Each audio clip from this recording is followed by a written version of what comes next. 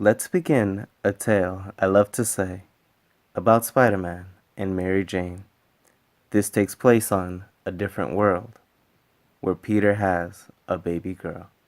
Renew Your Vows.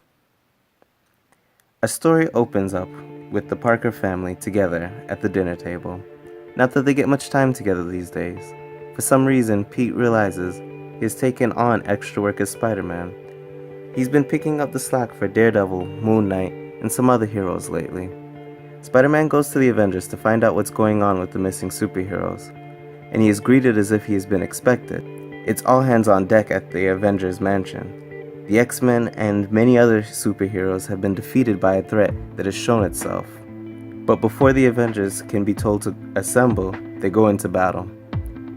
Now, a second incident also happens where in all the chaos, a prison break is taking place. A prison that holds supervillains. Well, those are people that the heroes have beaten before, so they are not a top priority as there is someone out there that has defeated each hero that he has come across. But to Spider-Man, who has fought to keep his identity a secret, even to the point where that is the reason he hasn't joined the Avengers, he does have a few villains that know his real name, that if they were free, they'd come after his family. So as the Avengers assemble to go fight this man that has been able to defeat the best of them so far, Spider-Man races home, only to find he's too late. Venom is there, and he has Peter's wife and child.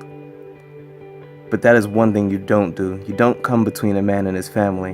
And Peter unleashes on Venom. He hits him hard enough that Mary Jane is able to grab Anne and run away. She runs and finds the Avengers leaving their mansion, so they're no help to her, so she is forced to jump on a fire truck, as its sirens are a weakness to Venom, along with the fire that they're likely going to. While Venom chases Mary Jane, with Peter right behind, we see that Spider-Man might have been needed elsewhere, because we see Regent, the villain that has stopped the X-Men and other heroes, rip Hulk's arm clear off. He is able to do this because he has the abilities and the strength of each person he defeats. But Peter has no time to worry about his friends. His family's lives are on the line.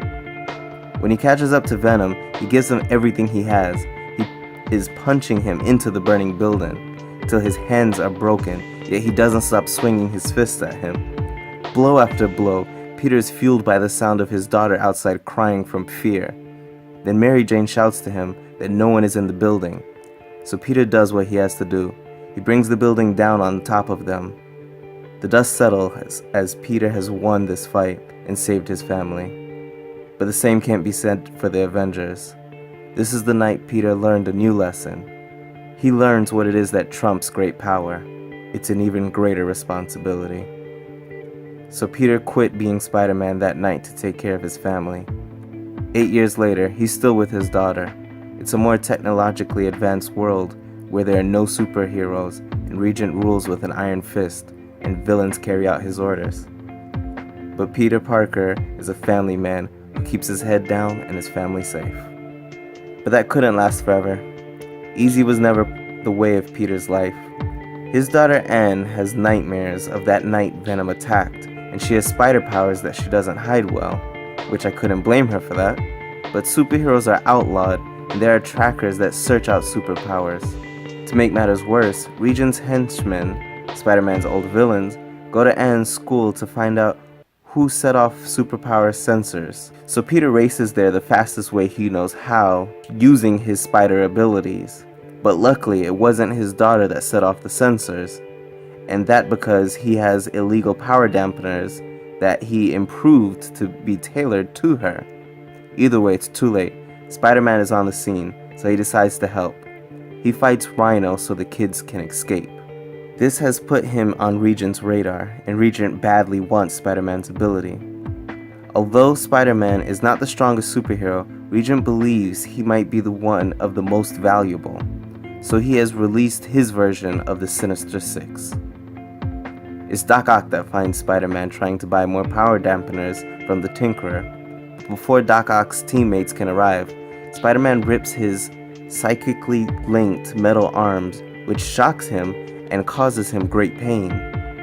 It's not something you'd expect from Spider-Man, but he is Peter Parker, husband and father, and sometimes you have to do certain things to protect your family. Unfortunately, it's obvious to Craven that Spider-Man is showing signs of a father trying to protect his cub and pride. So the Sinister Six set a trap for him and his family by testing the members of the family of the students of Ann's school. Peter made power dampeners that were tailored to their DNA, so their powers were undetected. But unfortunately for another family, the son is a mutant. As the Sinister Six try to subdue him, the Parkers decide that they have hidden away in the shadows long enough, and it's time to be a hero again. So Spider-Man makes another appearance. He is able to handle the Vulture, but just then Mary Jane and Ann are snatched, and Spider-Man becomes distracted and overwhelmed. Peter's wife and daughter are taken through a portal. Without being able to see his family any longer, he lets loose and gets free. Sandman then appears, telling Spider-Man that he should come with him if he wants to see his family. That causes Spider-Man to threaten him, but he doesn't understand Sandman is part of S.H.I.E.L.D., of what's left of it. But as always, it takes heroes time to realize that they're on the same side, and time is not something these two have. Regent has arrived. Back with Mary Jane and Ann, we find One-Eye Hawkeye telling them a story from 8 years ago, how he is the only Avenger to survive the battle with Regent, and it cost him his eye. And how the reason the Parkers haven't heard from them before is because he doesn't respect Peter after abandoning the Avengers that day. But they might be able to defeat Regent with Peter's help. The power dampener that Peter engineered has the technology to depower Regent once they get a hold of his DNA. Regent has Peter and Sandman under his control with his borrowed telekinetic powers, and he tells us why he's wanted Spider-Man's power so badly. Regent believes that he, with the many powers that he has stolen and stowed away in his suit, all he needs is Spider-Man's spider sense to help him in an upcoming fight. Regent believes that there is a madman that is the god of their world that will need to be stopped, and his name is Doom. While explaining this to Peter, Regent is using his telepathic powers to read Sandman's mind to find the rebel base. So then he can send his Sinister Six to attack their base. So now they fight the last stand. While Peter is defenseless to help being thrown in a pod that will drain his powers, the same is done to Sandman, but he has a secret. Sandman is carrying the last of the Resistance portals that will now lead them to Regent's base and out of their base, which is under siege, while Hawkeye and the rest of the Resistance fight off the Sinister Six. Jarvis helps the children escape, but Mary Jane isn't able to join because she has to look for Ann, and Ann isn't hard to find because she's running into battle, and although she has no experience, she's rocking it out there. She has her father's same abilities, and she's dealing with his enemies just as well as he does. With the Sinister Six taken care of, Mary Jane and Ann run through the portal to Regent's base to save Peter. They stumble on Regent's scientists. The lady is wearing the same suit as Regent, but she is no match for Ann, and Mary Jane proves to be more than just a damsel in distress by the way she takes out the men. But she knows to fight Regent, she'll need more help, so she takes the woman's suit, and Ann goes around damaging the pods the heroes are in. But that's just the kind of thing that would get Regent's attention, and he is more than they can handle. They end up screaming out for help. The screams of his family wakes Peter and fuels him to break free. And once free, he attacks like a mad dog. He decides to give Regent everything he has and tackles him out of the building. But Ann, eager to be part of the fight, rushes over after her father. Mary Jane and Hawkeye both call out to her, and it seems like Peter is needing help with his fight against Regent.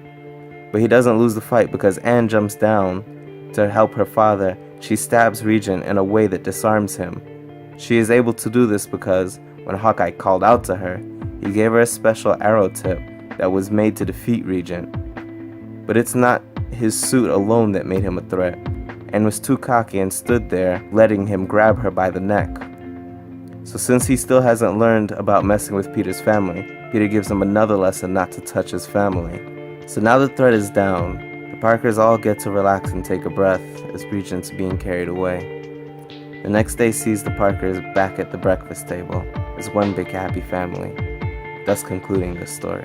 Thanks for watching, and I hope you enjoyed this video. This is from 2015's Renew Your Vows, which took place during Secret Wars. This story is actually being continued right now. That's why I did this, to catch you up.